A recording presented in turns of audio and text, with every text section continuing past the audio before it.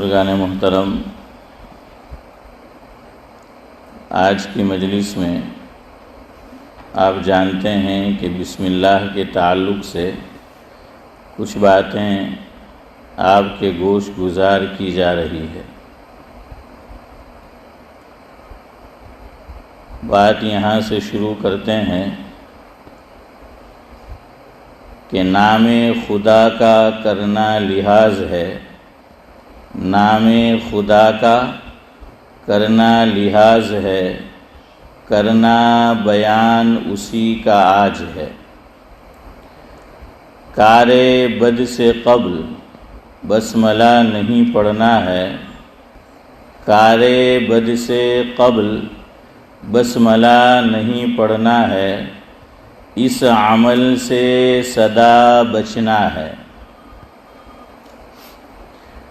کرنا ایسا نام خدا کی توہین ہے، کرنا ایسا نام خدا کی توہین ہے، ایسا کرنے والا بلا شبہ بے دین ہے۔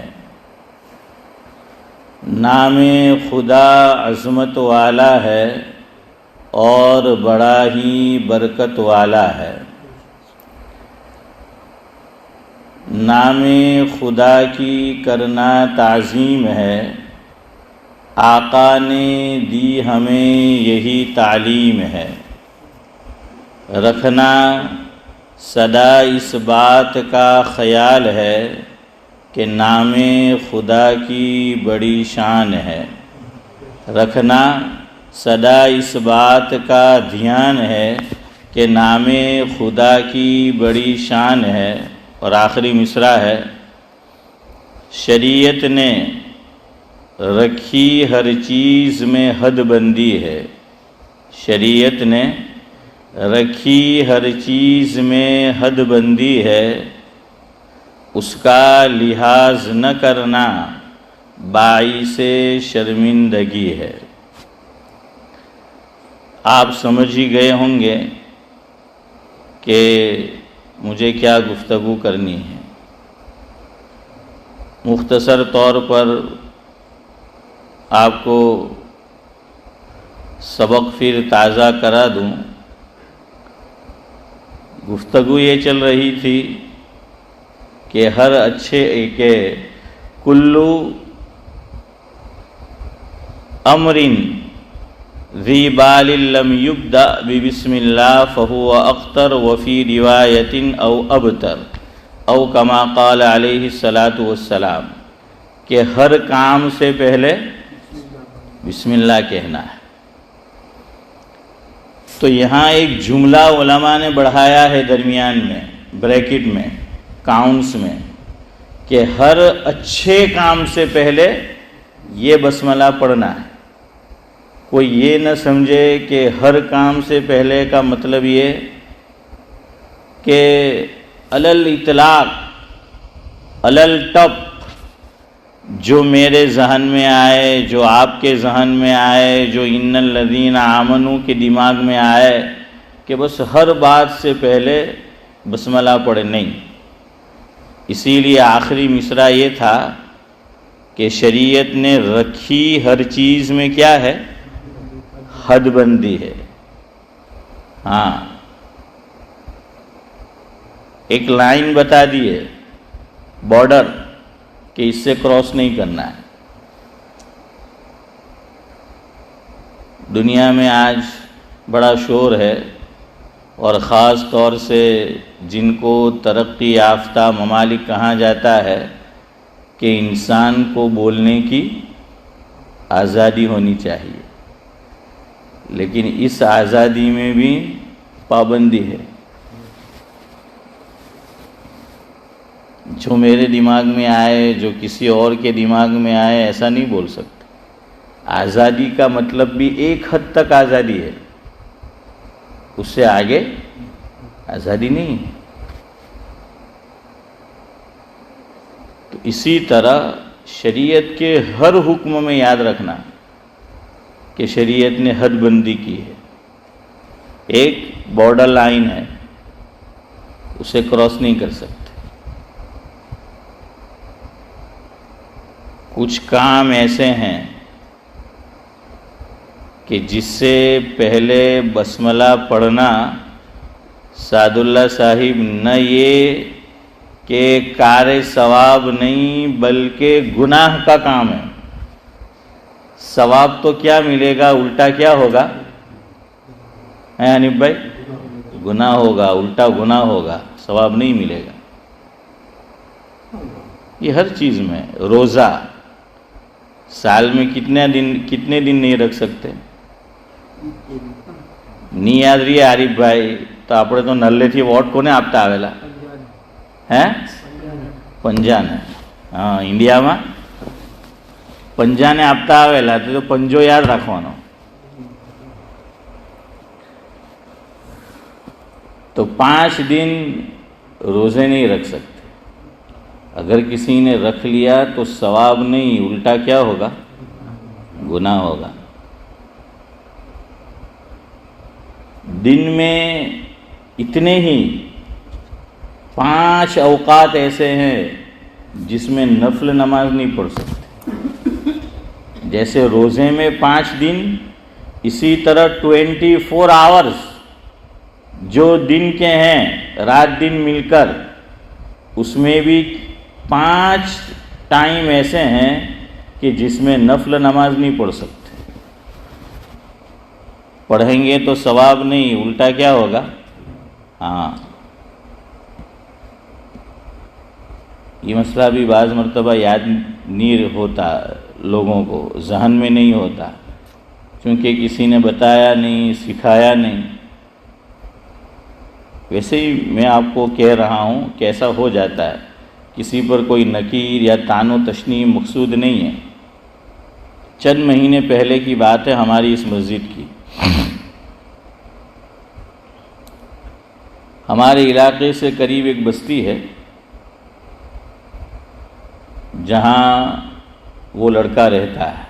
اس کی والدہ اس علاقے کی ہے, والد انڈیا سے ہیں. تو وہ نانا کے گھر آیا, فجر کی نماز کے لیے آیا. اس کے نانا جان میرے پاس آئے اور آ کر کہنے لگے کہ આપણો નવાસો હાફિઝ કુરાન છે માશાઅલ્લાહ, અગર તમારી ઇજાઝત હોય તો ફજરની નમાઝ એ પઢાવે તો જરા સારું રહેશે, મને ગમશે. તો હાફિઝ ઇમ્તિયાઝ, જે ઇમામ બી જૂનો થાય ને તો યાદ રાખવાનું, એને તો આ ઓફર બહુ ગમે. હે? हाँ, शुरू में तो इमाम बनता है नूरानी भाई तो बड़ा शौक होता है. जैसे आदमी कार पास हो हैं तो माँ बाप को पूछता है कि काम हो तो क्यों हम थी ने शौक उतरी जाए પછી કે તો सालों नहीं जाए हैं. फिर भी जो है वो हसन भाई जाने के लिए तैयार नहीं होता. वो तो इमामत में भी ऐसा ही है कि शुरू में अगर कोई आए भी तो आदमी चाहता है कि नहीं यार किसी को ऑफर नहीं करनी है, नमाज तो मैं पढ़ाऊँगा. लेकिन एक ज़माना हो जाता है और यही हाल हमारा तो बयान में भी है. હું તો હોદા જ કરું કે કોઈ આવે કે હું છૂટું.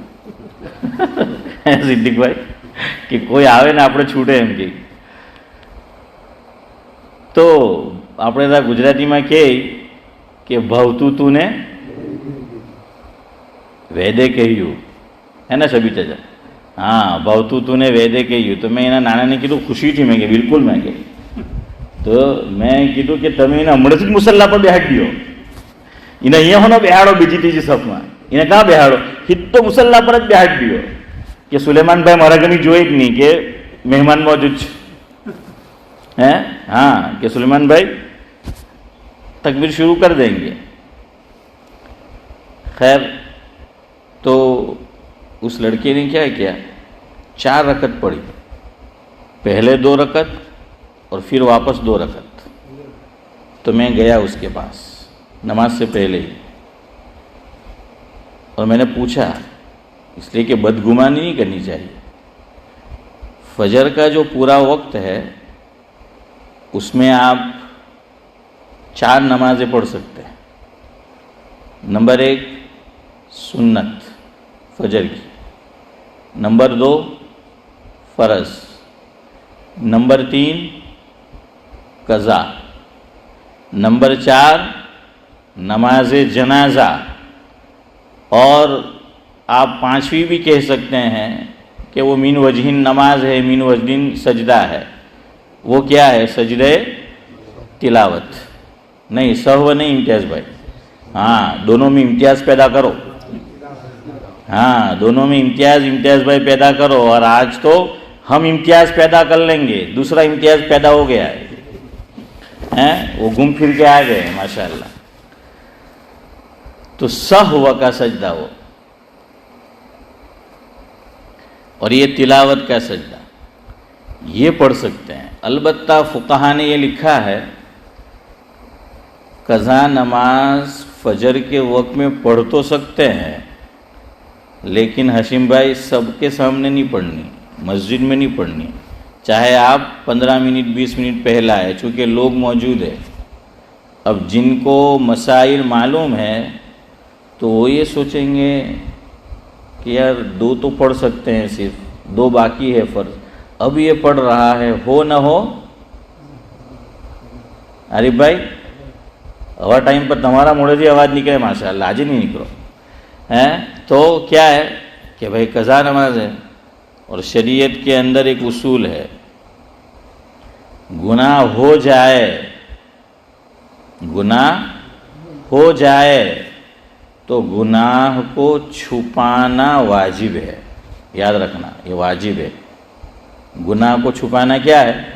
یہ واجب ہے۔ اب یہاں مسجد میں پڑھیں گے اور وہ کہے گا کہ میں تو قضا پڑھ رہا ہوں، تو لوگ سمجھ جائیں گے کہ اس نے نورانی بھائی کیا کیا تھا، نماز میں گلی ماری تھی، نماز اس نے چھوڑی تھی، تو یہ گناہ کا کام، چاہے اس نے توبہ کر لی اس سے، لیکن اب اس کو نماز یہ پڑھنا ہے، یہ گناہ کا اظہار کر رہا ہے، اس پہ مستقل پھر گناہ ہوگا۔ گناہ کو چھپانا واجب ہے، یاد رکھنا۔ اسی لیے عشاء کے بعد اگر کسی کا وتر یہ قضا ہو گیا کسی دن، تو عشاء کے بعد تو نفل پڑھ سکتے ہیں۔ اگر مسجد میں وہ وتر کی قضا کرنا چاہے تو فقہا نے یہ لکھا کہ تیسری رکعت میں سورت کے بعد ہم جو رفع یدین کرتے ہیں، ایک قول کے اعتبار سے یہ واجب ہے، تو فرمایا کہ یہاں پر وہ ہاتھ نہیں اٹھائے گا، سورت کے بعد رفع یدین نہیں کرے گا۔ کیوں؟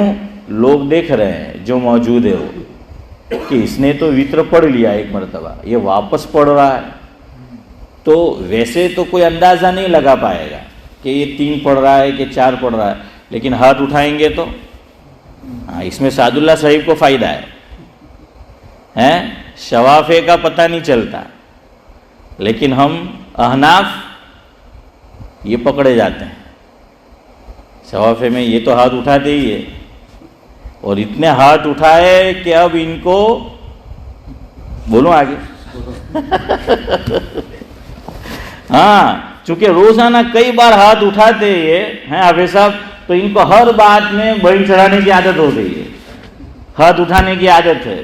کئی بھی تھا એટલે ડોહા બાજી લડવા તૈયાર જ હોય، પછી હમે ગમે તેવો હોય ہاں تو بہرحال اب وہ ہاتھ اٹھائے گا تو امتیاز بھائی کیا ہوگا، پتہ چل جائے گا نا لوگوں کو، یہ گناہ کا اظہار ہے۔ اس لیے کہا کہ تیسری رکعت میں سورت کے بعد پڑھے قنوت، اور نارمل جیسے پھر نماز پوری کرتا ہے کرے، اور اخیر میں سجدہ سہو کرے۔ سجدہ سہو کیوں کرنا ہے؟ یہاں واجب چھوٹا ہے۔ اور یہ بھی دیکھیے اللہ اکبر، حالانکہ قاعدہ یہ ہے، اصول یہ ہے معاذ بھائی کہ جان بوجھ کر واجب چھوڑ دے کوئی تو سجدہ سہو سے بھی نماز ادا نہیں ہوتی۔ سجدہ سہو کب کام دے گا؟ جب واجب بھول کر چھوڑ دے۔ کیسے چھوڑ دے؟ ارے اس کا تو نام ہی سہو ہے کہ بھول کر ہو۔ اور یہ جو میں آپ کو مثال دے رہا ہوں بھائی عرش، وہ کیسی ہے؟ جان بوجھ کر۔ لیکن فقہا نے یہاں لحاظ کیا ہے کہ کوئی بات نہیں، سجدے سہو سے وطر کیا ہو جائے گا؟ ادا ہو جائے گا، لیکن ہاتھوں کو اٹھانا نہیں ہے، رفع یدین یہ نہیں کرنا ہے۔ خیر، میں اس بچے کے پاس گیا، میں نے پوچھا، یہ ایک مسئلہ یہ بھی یاد رکھو، اس میں بھی مس انڈرسٹینڈنگ ہے۔ بعض لوگ یہ سمجھتے ہیں کہ فجر کے وقت میں نماز جنازہ بھی نہیں پڑھی جا سکتی یہاں تک کہ سورج کیا ہو جائے؟ طلوع ہو جائے۔ یہ مسئلہ بھی لوگوں نے غلط سمجھا ہے، سمجھ آیا؟ پڑھ سکتے ہیں وہ نماز جنازہ، وہ پڑھ سکتے ہیں، چونکہ وہ پوری نماز نہیں ہے۔ نماز میں اصل چیز کیا ہے؟ سجدہ ہے۔ اس میں سجدہ ہوتا ہے؟ نہیں ہوتا، رکوع بھی نہیں ہوتا۔ خیر، میں نے اس سے جا کر پوچھا، میں نے کہا بیٹا تو نے یہ 4 رکعت کیوں پڑھی 2 کر کے؟ یہ جو صدیق بھائی بیٹھے نا وہیں اس نے پڑھی تھی۔ تو کہنے لگا کہ 2 رکعت میں نے تحیۃ المسجد پڑھی اور 2 رکعت سنت پڑھی۔ تو میں نے اس کو کہا کہ فجر کے اندر نہ تحیۃ الوضو ہے نہ تحیۃ المسجد ہے۔ تو 5 وقت میں نفل نہیں پڑھ سکتے، یاد رکھنا۔ غلط تم سمجھو گے اور سوال مجھ پہ مت کھڑا کرنا، سمجھ آیا؟ ہاں، میں نفل کا کہہ رہا ہوں، قضا تو آپ پڑھ سکتے ہیں لیکن اس کو چھپ کر پڑھنا ہے۔ کہیں کونے میں جو ہے وہ چلے جاؤ اوپر، یا دروازے کے اندر چلے جاؤ، روم میں جو ہے چلے جاؤ، گھر پہ جو ہے وہ پڑھ لو، سمجھ آ رہا ہے؟ ہاں، لیکن نفل نہیں پڑھ سکتے 5 وقت میں۔ ایک جب سورج طلوع ہو رہا ہو، دوسرا جب غروب ہو رہا ہو، اور تیسرا جب سعد اللہ صاحب کہاں ہو؟ ہاں، تو سر پر ہو، جسے ہم زوال کا وقت کہتے ہیں۔ اور 2 اور وقت ہے، فجر کا پورا وقت، اس میں ہم کوئی نفل نہیں پڑھ سکتے، یہاں تک کہ اگر کسی نے کعبۃ اللہ کے اندر طواف کیا تو طواف کے بعد کی جو 2 رکعت ہے وہ بھی نہیں پڑھ سکتے جب تک کہ سورج نکل کر وہ جو وقت ہے مکروہ وہ ختم نہ ہو جائے، یاد رکھنا۔ ہاں، عصر میں تھوڑی سی گنجائش ہے، فجر میں تو ٹوٹل پورے وقت میں نفل نہیں پڑھ سکتے۔ عصر میں تھوڑی سی گنجائش کیا ہے؟ عصر میں جب تک میں اور آپ عصر کیا فرض ادا نہ کر لے وہاں تک نفل پڑھ سکتے ہیں، سمجھ آ رہا ہے؟ چاہے آپ 2 پڑھو، 4 پڑھو، 8 پڑھو، 10 پڑھو، جتنی آپ کو پڑھنی ہے نفل آپ پڑھتے رہو تو آپ پڑھ سکیں گے۔ لیکن اسماعیل بھائی جہاں عصر کا فرض ادا کر لیا اب مغرب تک نہیں پڑھ سکتے، چاہے اب آدھا گھنٹہ باقی ہو چاہے 1 گھنٹہ باقی ہو، اب نماز نہیں پڑھ سکتے، نفل اب جو ہے وہ نہیں پڑھ سکتے۔ خیر، میں آپ کو سمجھا رہا تھا کہ یہ دونوں 5 ہے، سمجھ آ رہا ہے کہ 5 دن روزہ رکھنا حرام ہے، اسی طرح 24 آورز میں 5 اوقات ایسے ہیں کہ جس میں ہم نفل نہیں پڑھ سکتے اور طواف کے بعد کی 2 رکعت بھی نہیں پڑھ سکتے، یاد رکھنا۔ اگر ہم نے حرم شریف میں کعبۃ اللہ میں عصر ادا کیا، عصر کے بعد ہم نے کیا کیا؟ طواف پورا کر لیا، ابھی مغرب میں کچھ وقت باقی ہے، یہ 2 رکعت ہم نہیں پڑھ سکتے۔ تو ہر چیز میں حد بندی ہے، اسی طرح یہاں بسم اللہ الرحمن الرحیم اس میں بھی حد بندی ہے، کہاں کہاں نہیں پڑھنا ہے۔ جتنے بھی حرام کام ہیں، جتنے بھی کام شریعت نے حرام قرار دیے ہیں، کسی حرام کام سے پہلے بسم اللہ نہیں پڑھنا ہے۔ اور اگر کوئی آدمی مسئلہ جاننے کے باوجود ایسا کرے گا گناہ تو ہوگا ہی ہوگا، لیکن شریعت کے حکم کو ہلکا سمجھ کر کیا تو ہو سکتا ہے کہ وہ ایمان بھی کھو دے۔ اس لیے یاد رکھنا کہ حرام کام سے پہلے نہیں پڑھنا ہے۔ مثال، شراب پی رہا ہے لیکن شراب سے پہلے بھی بسم اللہ الرحمن الرحیم، اوہو کام بہت اچھا کر رہا ہے تو بسم اللہ۔ زنا کر رہا ہے، اللہ سب کی حفاظت کرے، اور زنا سے پہلے امتیاز بھائی کیا کر رہا ہے؟ بسم اللہ جو ہے کوئی پڑھ رہا ہے۔ جوا کھیل رہا ہے اور جوئے سے پہلے بسم اللہ جو ہے وہ پڑھ رہا ہے۔ چوری کر رہا ہے اور چوری سے پہلے بسم اللہ پڑھ رہا ہے۔ یہ سب کام حرام ہے، اس سے پہلے بسم اللہ پڑھنا بھی حرام ہے، اس سے پہلے بسم اللہ نہیں پڑھ سکتے۔ یہاں آپ کو ایک بات میں سناؤں، اللہ تو اللہ ہے، اس کا تو کوئی ثانی نہیں، حضور بھی نہیں، یاد رکھنا۔ حضور کا مرتبہ خدا کے بعد تو ہے، لیکن حضور خدا کے ہم پلہ نہیں ہے کہ ہم مقابلہ کریں کہ جو مرتبہ اللہ کا وہی مرتبہ حضور کا ہم یہ مقابلہ کریں، نہیں، یہ نہیں ہے۔ خدا کو چھوڑ کر پھر کائنات میں حضور سب سے افضل ہے۔ خدا کے ساتھ کوئی نمبر نہیں ہے، خدا تو خدا ہے، اللہ تو جو ہے وہ اللہ ہے۔ لوگ تو اپنے بڑوں کی کیسی تعظیم کرتے ہیں، تو یہ تو احکم الحاکمین ہے، یہ تو شہنشاہ ہے، شاہوں کا شاہ ہے، یعنی شہنشاہ ہے۔ تو اللہ تعالیٰ کے نام کی تو پھر کتنی عظمت ہونی چاہیے، کتنا احترام ہونا چاہیے۔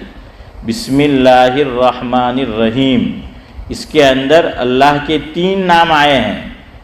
ایک اللہ کا اسم ذات ہے اور وہ ہے اللہ، اور دوسرے الرحمن الرحیم، یہ دونوں نک نیم ہے اللہ کے، یہ صفتی نام ہے اللہ تعالیٰ کے۔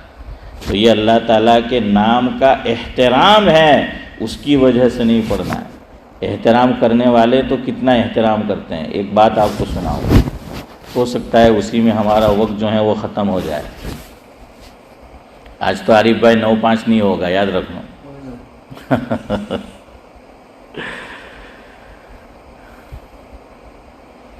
مملکت پاکستان جو وجود میں آیا، یہ خواب کس کا تھا؟ سب سے پہلے پاکستان کا خواب کس نے دیکھا تھا؟ اشرف بھائی، آپ کی اخلاقی ذمہ داری بنتی ہے، ہم تو انڈیا والے ہیں، آپ کو تو بتانا پڑے گا کس نے دیکھا تھا؟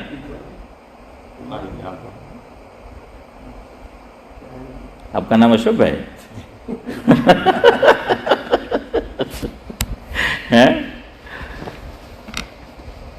ہاں، سنو، پاکستان کا خواب سب سے پہلے دیکھا تھا جن 2 شخصیتوں نے، اس کا نام ہے حکیم الامت مجدد الملت حضرت مولانا اشرف علی تھانوی نور اللہ مرقدہ حضرت نے خواب دیکھا تھا۔ آپ کو اس کی کچھ تفصیل پڑھنی ہو تو ایک کتاب ہے، حضرت مولانا محمد منظور نعمانی صاحب نور اللہ مرقدہ، صاحب معارف الحدیث۔ تو وہ کتاب اصل میں انہوں نے خود اپنی بایوگرافی لکھی ہے، جیون چرتر سوانح حیات، یہ حسن بھائی انہوں نے خود لکھی ہے اپنی۔ اس کا نام انہوں نے رکھا ہے تحدیث نعمت۔ کتاب کا نام کیا ہے؟ تحدیث نعمت، یہ کتاب کا نام ہے۔ اس میں انہوں نے حضرت تھانوی رحمۃ اللہ علیہ کے جو حالات بیان کیے ہیں، اس میں آپ کو اس کا ذکر ملے گا۔ تو حضرت تھانوی نے یہ خواب دیکھا تھا، کیوں؟ بڑی لمبی کہانی ہے،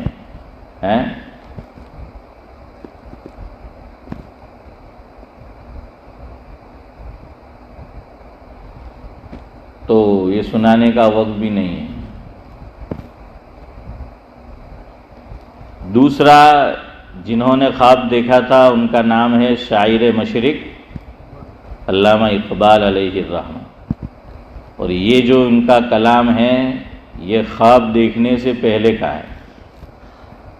سارے جہاں سے اچھا ہندوستان ہمارا، ہم بلبلیں ہیں اس کی، وہ گلستاں ہمارا۔ بات کا ہے، دیکھیے انسان کے نظریات، انسان کے خیالات یہ بدلتے رہتے ہیں، ٹھیک ہے ایک ہی حالت پر بھی رہ سکتے ہیں، لیکن عدلتے بدلتے بھی جو ہیں رہتے ہیں۔ یہی علامہ اقبال یہ تو قادیانیت کی طرف بھی مائل ہو گئے تھے۔ یہ غلام محمد جو ہیں ان کو نبی ماننے کے لیے بھی اسماعیل بھائی یہ تو تیار ہو گئے تھے، ایک وقت ان پہ وہ بھی آیا ہے۔ جو آدمی بہت ذہین ہوتا ہے نا تو اس کے ہلاکت میں پڑنے کا خطرہ بھی زیادہ ہوتا ہے۔ ہر چیز لمٹ میں اللہ دے نا وہ اچھی ہے۔ اللہ سے ہر چیز لمٹ میں مانگا کرو نہ، جے وہ اسمارٹ ہوئے نا ہے نورانی بھائی تو પછી આ બી એવું બી નહીં હોવું જોઈએ કે આપણો હાથ એમ ફેલાય હે ને એવું બી નહીં હોવું જોઈએ કે પછી ઉપરનું બટન હો કાયમ મારેલું જોઈએ. تو یہ بھی جب حد سے زیادہ آتا ہے نا مال، یہ بھی انسان کو پھر فرعون بنا دیتا ہے. اسی لیے اللہ کے نبی صلی اللہ علیہ وسلم نے یہ بھی مانگا ہے کہ اللہ مجھے فقر عطا نہ فرما. بقدر کفایت روزی اللہ کے رسول نے مانگی ہے، فقر نہیں مانگا ہے. اسی لیے یاد رکھو بعض لوگ اس کو حدیث کہتے ہیں کہ الفقر فخری، اور یہ شیخ سعدی علیہ الرحمہ نے یہ روایت بیان کی ہے اپنی کتاب میں. علماء محققین یہ لکھتے ہیں کہ یہ حدیث نہیں ہے، لیکن بہت سے علماء اس کو حدیث کے نام پہ چلاتے ہیں مارکیٹ میں کہ الفقر فخری کیا ہے حسن بھائی کہ وہ حدیث ایسا نہیں ہے. ہاں حضور نے مال ومن شر فتنۃ الغنا یہ حدیث میں دعا آئی ہے. حضور نے دونوں سے پناہ مانگی ہے، فقر سے بھی حضور نے پناہ مانگی ہے، اور بلکہ حضور نے تعبیر دی کہ غریبی، تنگدستی، فقیری، اس سے پناہ چاہیے حضور نے. اور مجھے اور آپ کو بھی سکھایا کہ اس سے پناہ مانگا کرو. کیوں؟ یہ حضور نے فرمایا، یہ حدیث میں ہے یکاد الفقر ان یکون کفرا او کما قال علیہ الصلاۃ والسلام، کہ بعض مرتبہ یہ فقیری، غریبی، تنگ دستی انسان کو کفر میں داخل کر دیتی. انسان ایمان کو خیر بات کہہ دیتا ہے، ایمان چھوڑ دیتا ہے اس کی وجہ سے. خیر کیا کہہ رہا تھا اقبال؟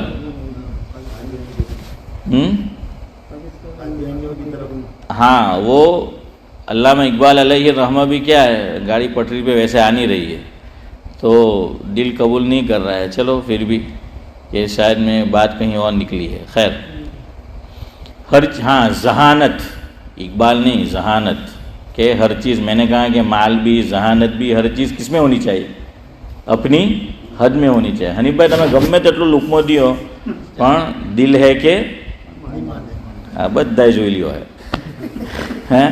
تو بہرحال کیا ہے، ویسی جو ہے وہ چیز ہے کہ دل مانتا ہی نہیں ہے میرا کہ بھائی آپ نے لقمہ جو ہے وہ صحیح دیا ہے. اس لیے ہر چیز اللہ تعالیٰ سے حد میں مانگا کرو. ہاں ہر چیز اللہ تعالیٰ سے حد میں جو ہے وہ مانگا کرو. بعض مرتبہ انسان کو اولاد نہیں ہوتی تو شریعت نے صرف اولاد مانگنے کا حکم نہیں دیا، یاد رکھنا. ہم لوگ پچھتاتے اس لیے ہیں کہ صرف اولاد مانگتے اللہ سے. اللہ نے سکھایا، ابراہیم علیہ السلام کی یہاں اولاد نہیں ہو رہی تھی.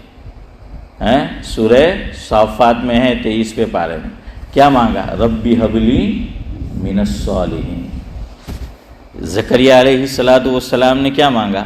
ربی حبلی من لدنک ذریۃ طیبہ. تو اس لیے اولاد بھی کیسی مانگا کرو؟ نیک اور صالح جو ہیں وہ اولاد مانگا کرو. ہاں خیر بہرحال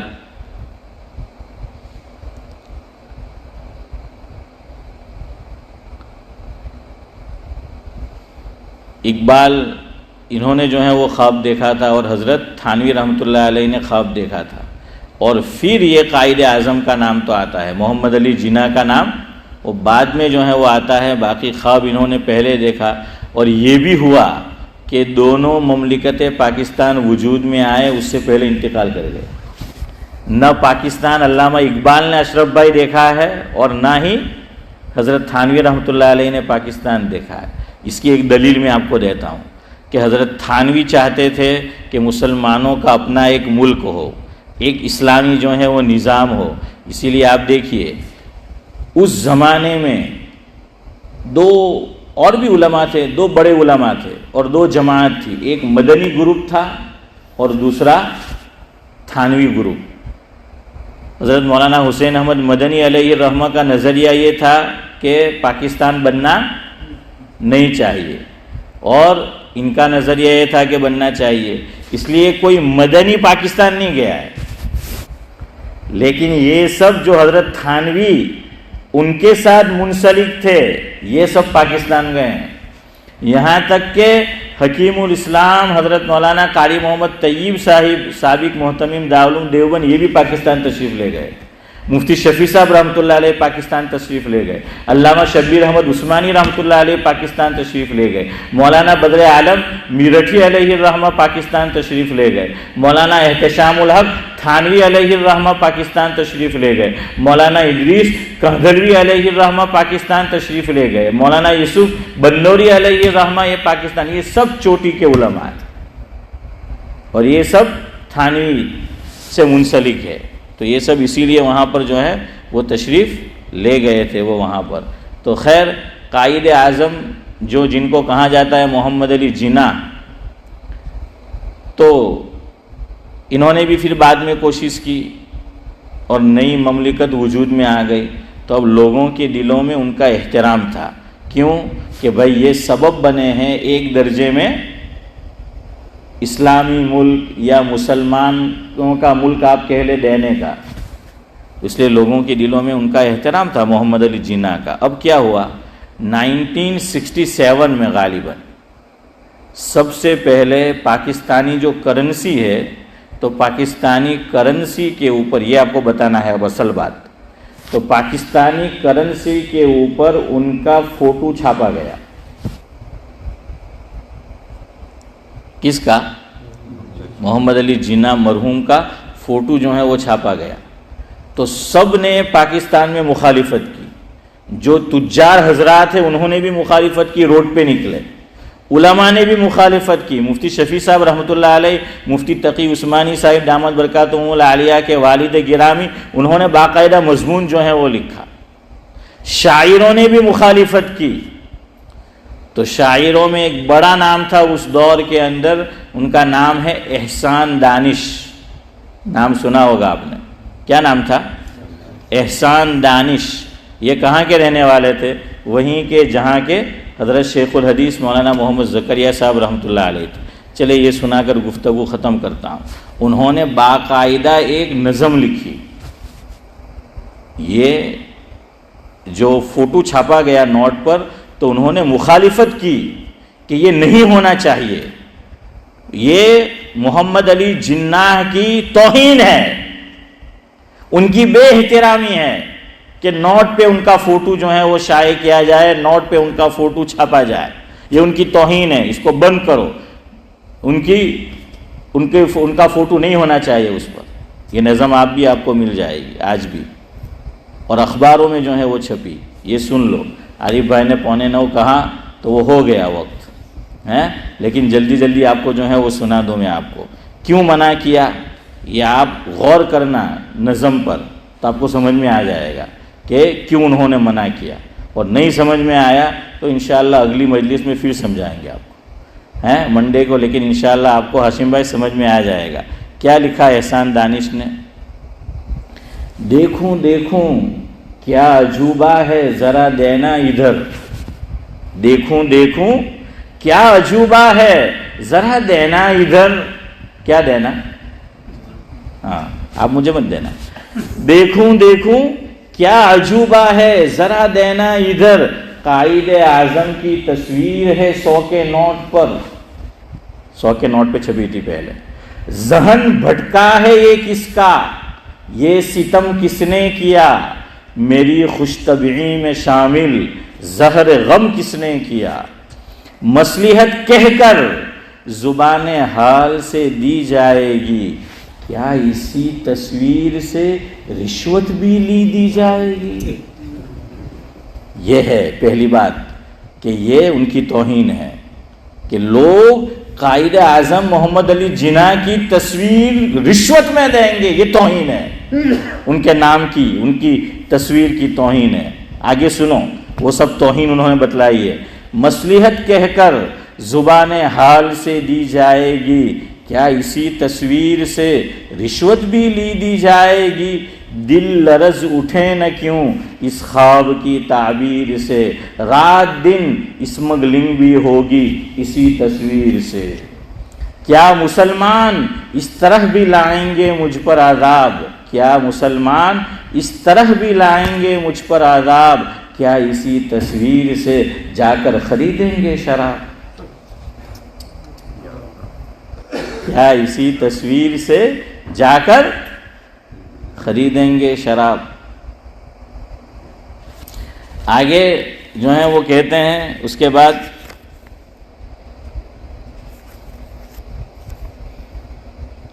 لوگ کیا کھیلیں گے میری روح کی تنویر سے, لوگ کیا کھیلیں گے میری روح کی تنویر سے, ملک بھر میں کیا جوا ہوگا اسی تصویر سے. یہ سب بے توہین, کہ یہ توہین ہے ان کی, بے احترامی, کہ یہ سب توہین. آگے وہ کہتے ہیں کلیمہ گو کیا یوں بھی لٹیں گے میرا صبر و قرار. کلیمہ گو یعنی ایمان والے, کلیمہ گو کیا یوں بھی لٹیں گے میرا صبر و قرار, کیا اسی تصویر سے چکلے میں ہوگا کاروبار ہیں, کیا اسی تصویر سے چکلے میں ہوگا کاروبار. اور اس کے بعد جو ہیں وہ آگے لکھتے ہیں, آخری جو ہے وہ مصرع ہے, نوٹ پر تصویر دانش انحراف دین ہے. شاعر اپنا نام استعمال کرتا ہے, تخلص جو بھی ہو. نوٹ پر تصویر دانش انحراف دین ہے.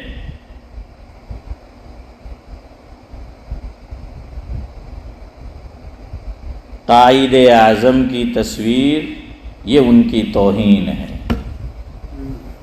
کیوں؟ اس سے جوا یہی دیں گے, شراب یہی دیں گے, چکلے میں جائیں گے یہی دیں گے, اور کیا کہا, رشوت وہ یہی دیں گے. تو انہوں نے اس کو توہین شمار کیا کہ ایسے کام جو سب حرام ہے شریعت کی نظر میں. آپ کا کیا خیال ہے؟ اللہ تو احکم الحاکمین ہیں.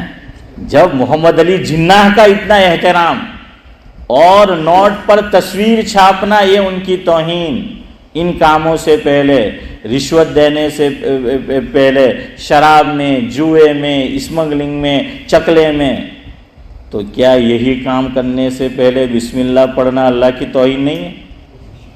وہ تو بدرجے اولا جو ہے وہ توہین ہے.